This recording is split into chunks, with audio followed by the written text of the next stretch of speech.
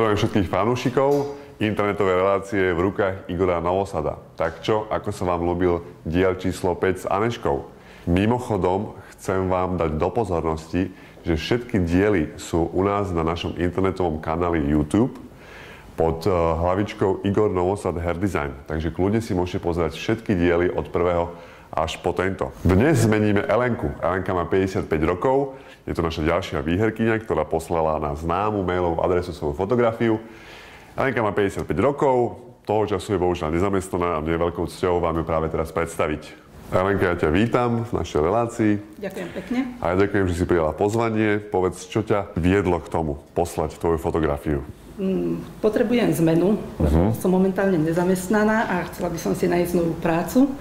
A prakticky som sa rozhodla, že by som sa zverila do tvojich rúk. Áno, to je super. Keď nemáš prácu, tak imidž a dobre vyzerať pri uchádzaní sa do novej roboty je veľmi, veľmi dôležitý, pretože teraz je taká doba, že práve obal predáva, takže neváhajte a keď si hľadáte robotu, kľudne sa zastavte a my vám s tým pomôžeme.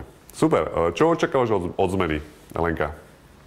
No, očakávam, že mi asi troška zmeníš vlasy, že by si mi ich troška upravil, lebo ich mám také voľajaké rozcuchané, alebo nejak. Hej, troška. Troška.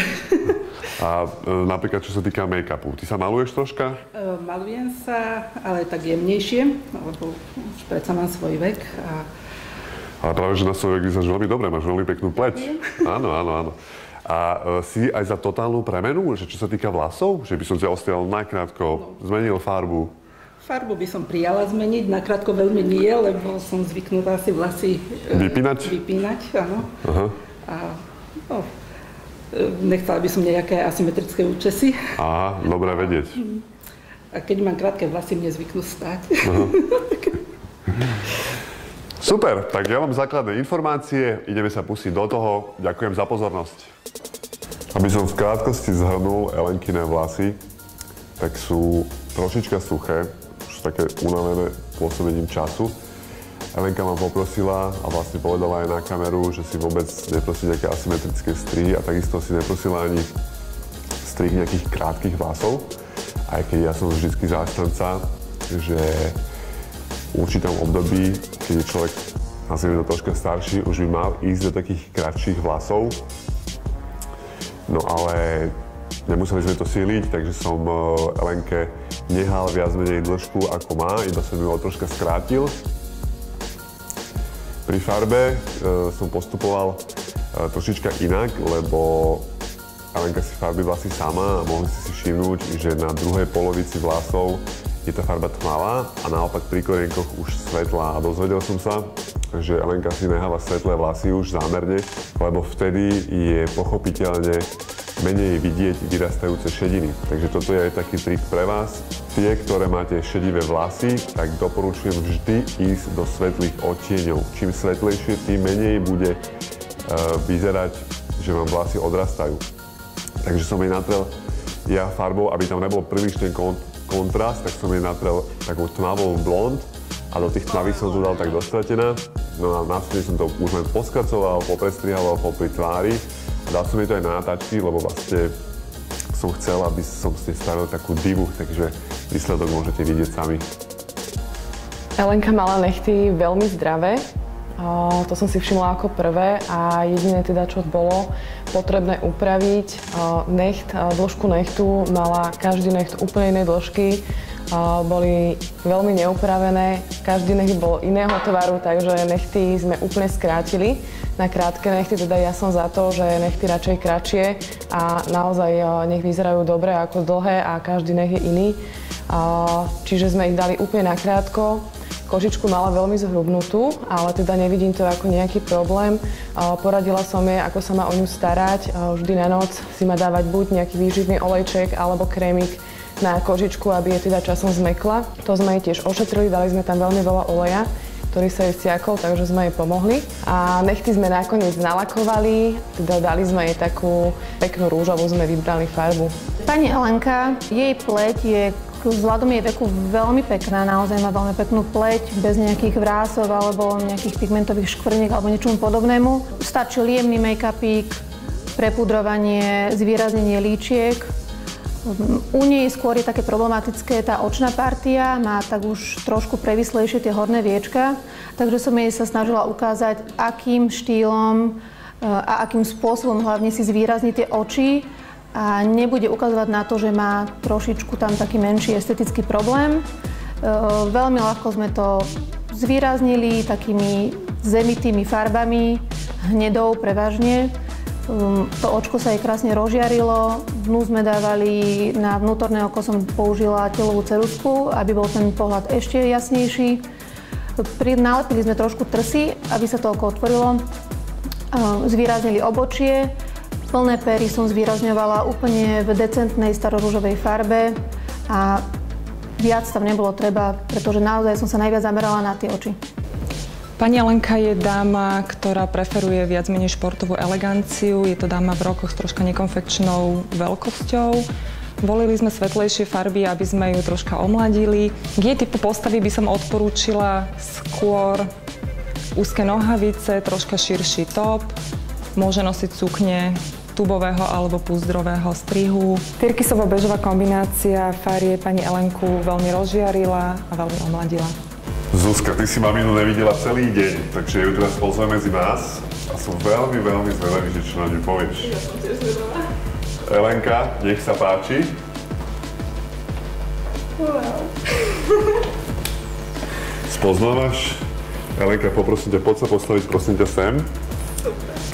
Čo? Tak toto je iná žena, že? Iná žena, úplne super. Parádne vlasy. Ježiš, deti sú najväčší kritici, však to vieme, nie? Áno. Elenka, takže pochvalu od dcery máme úspešne za sebou. Ja odhalím teraz toto zrkadlo, tak dúfam, že si pripravená, lebo naozaj vyzeráš božsky. Wow. Super. Kľudne podíď, môžeš sa pozrieť imidž, čo hovoríš na oblečenie. Krásne. Mala by si podľa mňa nosiť takéto živé farby, lebo proste ti dajú aj pár rôčkov dole. No ja nosím väčšinou tmavé farby, čierne alebo hnedé a teda ozaj toto je perfektné. Vieš, to ti tak dodá také svetlo. Svetlo, sebavedomie to dvihne. Presne tak. Je to pekné, super. A vlásky? Vlasy. No je to iná zmena, je to zmena. Make-up super, krásny. Že? Moje oči. Krásne je to, pekné, veľmi pekné. Verila som ti, splnilo sa mi to. Perfektne. Ďakujem. Ďakujem aj v mene celého tímu, lebo fakt ťa dali do poriadku. Vidím, že aj nechtíky krásne. Áno, aj krásne nechty. Super. Čo? Aj to farba, vidíš, ja som ti dal, ty si to už mala až tak do blondiava, tak ja som ti to len tak trošička stlmil, lebo si mala nepomerne tie tmavé vlasy. Áno, boli rozdielne už farby všetky pomaly. Takže som ti tam dal takú veľmi modernú, takú pieskovú farbu, vieš? A ono ti bude absolútne eliminovať tiež, že ti nebude hneď vidno, že ti vyrastajú šedivé vlasy. Super, pekné je to, či vlasy, či make-up. Make-up je perfektný. Že? Áno. Je šikovná Zuzka? Je veľmi šikovná. Nechtíky mám tiež pekné ručičky. No, teraz už budete vyzerať ako sestry. Ďakujem. No. Podarená premena, tak? Pekné je to. Perfektne. Ďakujem veľmi pekne. Ja ďakujem. Za prejavenú dôveru. Takže uži si to a prajem ti všetko dobré do života. Ďakujem pekne. No, malička, drž sa.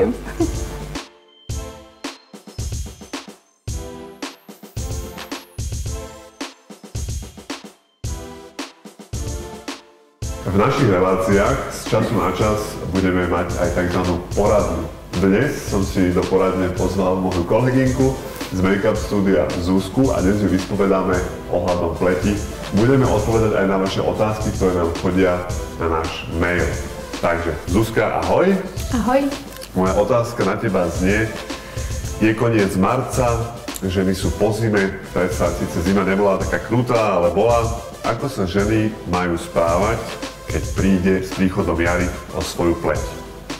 No, takže po zime je tá pleť väčšinou taká suchá, zničená, veľmi veľa nám škodí ten prechod medzi zimou a teplým vykurovaným bytom. To znamená, že vtedy tá pleť býva taká šupinkatá, šupe sa, je taká mdlá, nemá takú peknú jasnú farbu. Takže prvým základným krokom je dobrý peeling. Môže byť klasický, mechanický s takými tými jadierkami, kedy si to tak poriadne vyšúchame, tú prvú vrstvu dáme dole. Potom odporúčam druhý, je tzv. Enzymatický peeling, kde sú enzymy. V podstate taký mini chemický peeling na doma, ktorý vôbec nie je nejaký radikálny, ale dokáže vyčistiť všetky tie nečistoty, ktoré sú v hĺbke tej pleti. No a potom určite hydratovať, takže veľa hydratačných masiek. Ja odporúčam dať si to a nechať pôsobiť celú noc, piť veľa vody a dobre krémovať. Nechodiť bez make-upu, pretože ten make-up nie je iba na to, aby nám pekne zjednotil tú pleť, ale hlavne na to, aby nám ju chránil pred tými vonkajšími vplyvmi, takže to je základná starostlivosť po zime. Fú, tak to bola veľmi vyčerpávajúca, dúfam, že ste si všetko písali. No a moja druhá otázka je, preskočím troška z témy na tému, ale je niečo, čo ty napríklad vieš, že ženy v domácnosti robia veľakrát nejakú veľmi častú chybu, ja neviem, či už sa to týka obočia, malovania, čokoľvek. Je niečo, čo proste sa ženy nie a nie nevedia zbaviť nejakého zlozvyku? Tak zlozvyk je hlavne ten, že si skúšajú, keď idú do obchodu a niečo si chcú kúpiť, nejaký make-up, tak si to skúšajú väčšinou na ruku. Neviem, kto im to síce radí, ale tak vždy, keď si ideme kupovať oblečenie, tak sa skúšame normálne, nepozeráme na ako to vyzerá na tom vešiaku. Takže aj pri tom make-upu ja odporúčam, aby sa to skúšalo priamo na tvár, či nám tá farba sedí, ako nám to sedí, aby nám tá konkrétna predavačka, ktorá by mala byť nejaká vizážistka, aj poradila, ako si to máme správne nanášať, aby sme sa vyhli nejakému maskovitému efektu. No a potom, keď máme správny odtieň, tak potom správny puder, najlepšie transparentný, nefarebný, lebo niekedy si niekto vybere ten make-up správneho odtieňu a príde domov, nacápe na to, čo má doma nejakú inú farbu a je to zase úplne katastrofálne. No a potom základ obočí. Ja si myslím, že to najviac zanedbávajú všetky ženy obočie a je to podľa mňa najdôležitejšie na celej tvári. A teraz si mi nahrala na jednu otázku, vieš, čo si všímam ja teraz v poslednej dobe, že chalani majú veľmi pekne vypracované obočia a teda neviem, či som úplne toho fanúšikom, tak čo hovoríš na také, keď má muž ešte krajšie obočie než jeho samotná partnerka? Ja nie som toho fanúšikom. Ja som za prirodzené, mne sa páči chlap, keď je taký prirodzený, má taký drsný výraz s tým drsným obočím, takže keď to niekto trošku jemne upraví, tak OK, ale nie, že proste nejaká presná línia, presná striežka toho obočia, to je strašne také ženské a nemyslím si, že je to nejaké in. A hlavne chalani, veľmi to bije do očí, keď si myslíte, že je to v pohode, tak ste na veľkom omyle, lebo to vyzerá otrasne. Takže toto boli naše rady. Keď máte akékoľvek otázky, kľudne nám posielajte na mail. Náš tím odborníkov vám v každom dieli rád odpovie. Takže ďakujeme veľmi pekne za pozornosť. V poradí už 6. diel internetovej show V rukách Igora Novosada máme opäť úspešne za sebou. Môj tím už veľmi dôverne poznáte. Ja vám chcem touto cestou veľmi pekne poďakovať za dôveru. Dievčatá, naďalej posielajte vaše fotografie. Opäť tu nás vidíte adresu. Buďte také dobré. Každé kolo ste v hre, nejaké maily nerušíme, nemažeme, takže smelo posielajte. Veľmi pekne ďakujeme a vidíme sa na budúce. Dovidenia.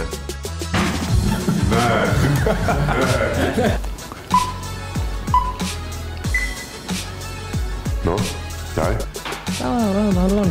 Tichučko na pláci, ďakujem. Čo? Ty musíš, ty si macher.